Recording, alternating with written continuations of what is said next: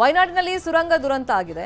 ಮಂಗಳೂರಲ್ಲಿ ತಡೆಗೋಡೆಯನ್ನ ಮಾಡಿದ್ದಾರೆ. ಡಿಬಿಎಲ್ ಕಂಪನಿಯಿಂದ ಮಂಗಳೂರಲ್ಲೂ ಅವೈಜ್ಞಾನಿಕ ಕಾಮಗಾರಿಯಾಗಿದೆ ಅನ್ನೋ ಆರೋಪ ಕೇಳಿಬಂದಿದೆ.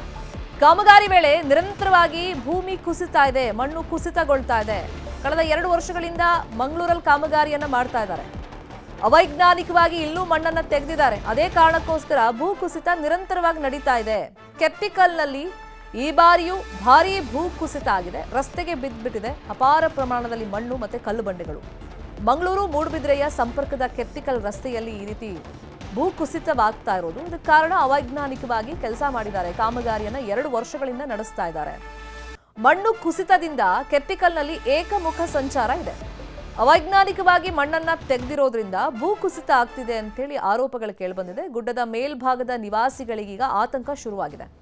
ಡಿಬಿಎಲ್ ಕಂಪನಿ ವಿರುದ್ಧ ಜಿಲ್ಲಾಧಿಕಾರಿ ಕೂಡ ಆಕ್ರೋಶವನ್ನ ವ್ಯಕ್ತಪಡಿಸಿದ್ದಾರೆ. ಕಲ್ಲಾಡಿ ಮೆಪ್ಪಾಡಿ ನಡುವಿನ ಸುರಂಗ ಮಾರ್ಗವನ್ನ ಇದೇ ಡಿಬಿಎಲ್ ಕಂಪನಿ ಮಾಡ್ತಿರೋದು. ಮಂಗಳೂರಲ್ಲೂ ಒಂದು ಕಾಮಗಾರಿ ಮಾಡ್ತಿದ್ದಾರೆ, ಆದರೆ ಅಲ್ಲೂ ಅವೈಜ್ಞಾನಿಕವಾಗಿ ಕಾಮಗಾರಿ ನಡೆಸಿದ್ದಾರೆ ಅಂತೇಳಿ ಆರೋಪ ಇದೆ. ಈ ಬಗ್ಗೆ ಪ್ರತ್ಯಕ್ಷ ವರದಿಯನ್ನ ಕೊಟ್ಟಿದ್ದಾರೆ ನಮ್ಮ ರಿಪೋರ್ಟರ್ ಕಿಶನ್ ಶೆಟ್ಟಿ. ನೋಡೋಣ.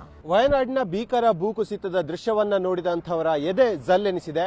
ವಯನಾಡಿನಲ್ಲಿ ಕೆಲಸವನ್ನ ಮಾಡ್ತಾ ಇದ್ದಂತಹ ಟನಲ್ ನಿರ್ಮಾಣ ಕಾಮಗಾರಿಯನ್ನ ಮಾಡ್ತಾ ಇದ್ದಂತಹ ಡಿಬಿಎಲ್ ಕಂಪನಿ ಮಂಗಳೂರಿನ ವಾಮಂಜೂರು ಸಮೀಪದ ಕೆತ್ತಿಕಲ್ನಲ್ಲಿ ಅವರು ಕಳೆದ ಹಲವು ವರ್ಷಗಳಿಂದ ಕೆಲಸ ಕಾರ್ಯವನ್ನ ಮಾಡ್ತಾ ಇದ್ದಾರೆ. ರಸ್ತೆಗೆ ಗುಡ್ಡ ಕುಸಿತ ಕಾರಣಕ್ಕಾಗಿ ಅಲ್ಲಿ ತಡೆಗೋಡೆಯನ್ನ ನಿರ್ಮಿಸುವಂತ ಕೆಲಸವನ್ನ ಮಾಡ್ತಾ ಇದ್ದಾರೆ. ಆದ್ರೆ ಪ್ರತಿ ವರ್ಷ ಗುಡ್ಡ ಕುಸಿತಾ ಇದೆ, ಬಹಳಷ್ಟು ಜನರಿಗೆ ಆತಂಕ ಕೂಡ ಇದೆ. ಈ ಬಾರಿಯೂ ಕೂಡ ಕೆತ್ತಿಕಲ್ನಲ್ಲಿ ಭಾರಿ ಭೂಕುಸಿತದ ಆತಂಕ ಇರುವಂತದ್ದು. ನೇರವಾಗಿ ಕೆತ್ತಿಕಲ್ ಭಾಗದ ದೃಶ್ಯವನ್ನ ಕೂಡ ನಿಮಗೆ ಗಮನಿಸ್ತಾ ಇದೀವಿ. ಇದು ಮಂಗಳೂರಿನ ಮೂಡುಬಿದಿರೆಗೆ ಹೋಗುವಂತ ರಸ್ತೆ, ಸೋಲಾಪುರ ಕನೆಕ್ಟ್ ಮಾಡುವಂತಹ ರಾಷ್ಟ್ರೀಯ ಹೆದ್ದಾರಿ. ಆದರೆ ಕಳೆದ ಹಲವು ವರ್ಷಗಳಿಂದ ಈ ಭಾಗದಲ್ಲಿ ಭೂಕುಸಿತ ಆಗ್ತಾ ಇದೆ. ಈ ಭಾಗದಲ್ಲಿ ಕೂಡ ಭೂಕುಸಿತ ಆಗೋಕೆ ಈ ಕಂಪನಿಯ ಅವೈಜ್ಞಾನಿಕ ಕಾಮಗಾರಿಯೇ ಕಾರಣ ಅಂತ ಹೇಳಿ ಈಗ ಅಧಿಕಾರಿಗಳು ಕೂಡ ಒಪ್ಪಿಕೊಂಡಿದ್ದಾರೆ, ಜೊತೆಗೆ ಜನಪ್ರತಿನಿಧಿಗಳು ಕೂಡ ಒಪ್ಪಿಕೊಂಡಿದ್ದಾರೆ. ಅವೈಜ್ಞಾನಿಕವಾಗಿ ಮಣ್ಣನ್ನು ತೆಗೆದ ಕಾರಣಕ್ಕಾಗಿ ಪ್ರತಿ ವರ್ಷ ಭೂಕುಸಿತ ಆಗ್ತಾ ಇದೆ. ಇದು ಈ ಬಾರಿಯ ಮಳೆಗಾಲದಲ್ಲಿ ಕೂಡ ಅಪಾಯಕ್ಕೆ ಆಹ್ವಾನವನ್ನ ಕೊಡ್ತಾ ಇದೆ. ಈಗಾಗಲೇ ಸಾಕಷ್ಟು ಭೂಭಾಗಗಳು ಕೆಳಭಾಗದ ರಸ್ತೆಗೆ ಉರುಳಿ ಬಿದ್ದಿರುವಂತದ್ದು. ಹಾಗಾಗಿ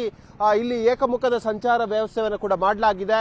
ಧರೆಗೆ ಕಾಂಕ್ರೀಟ್ ಒಂದು ತೇಪೆಯನ್ನು ಹಚ್ಚುವಂತ ಕೆಲಸವನ್ನ ಕೂಡ ಇಲ್ಲಿ ಮಾಡಿದ್ರು. ಆದ್ರೆ ಭಾರಿ ಮಳೆಗೆ ಅದೆಲ್ಲವೂ ಕೂಡ ಧರಾಶಯ ಆಗಿರುವಂತದ್ದು. ಈ ಭಾಗದಲ್ಲಿ ಕೂಡ ಕಾಂಕ್ರೀಟ್ ಮಾಡುವಂತ ಕೆಲಸವನ್ನು ಈ ಕಂಪನಿ ಮಾಡ್ತಾ ಇದೆ. ಈ ಬಾರಿಯೂ ಕೂಡ ಅಂತಹದ್ದೇ ಪರಿಸ್ಥಿತಿ ಸದ್ಯಕ್ಕೆ ನಿರ್ಮಾಣ ಆಗಿದೆ. ಮಳೆ ಮತ್ತು ಗಾಳಿ ತೀವ್ರಗೊಳ್ಳುವಂತ ಸಂದರ್ಭದಲ್ಲಿ ಮೇಲ್ಭಾಗದ ಗುಡ್ಡ ಕೆಳಗೆ ರಸ್ತೆಗೆ ಉರುಳುವಂತಹ ಸಾಧ್ಯತೆಗಳು ಬಹುತೇಕವಾಗಿ ಹೆಚ್ಚಿದೆ.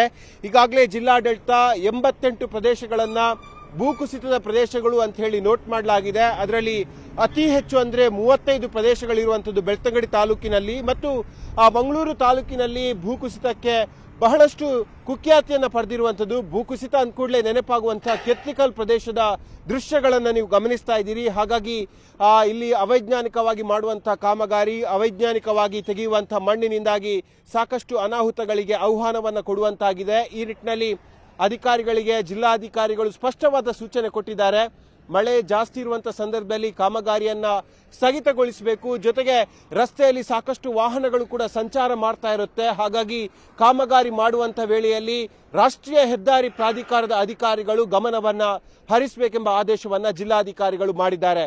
ಕ್ಯಾಮರಾಮನ್ ನಿಖಿಲ್ ಸುವರ್ಣ ಜೊತೆ ಕಿಶನ್ ಶೆಟ್ಟಿ, ನ್ಯೂಸ್ 18 ಮಂಗಳೂರು.